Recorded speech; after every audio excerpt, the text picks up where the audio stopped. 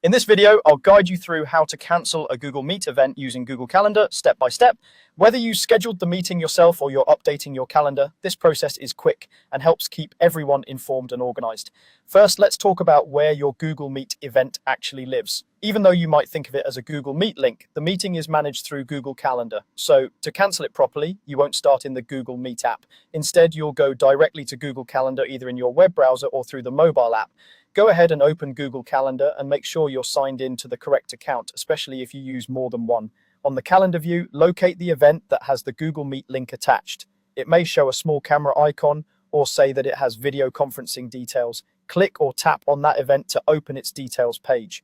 Once the event details are open, you'll see information like the meeting title, date and time, guests, and the Google Meet link. Here, what you're looking for is the option to delete or remove the event. On desktop, this is usually a delete or trash can icon near the top of the event window.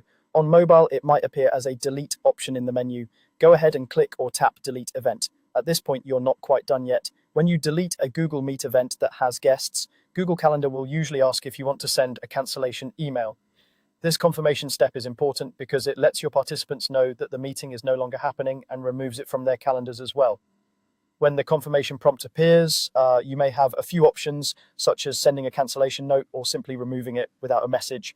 In most cases, it's a good idea to send the update, even if you just use the default message. That way, everyone gets a clear notification and there's less chance of confusion or people trying to join a meeting that no longer exists.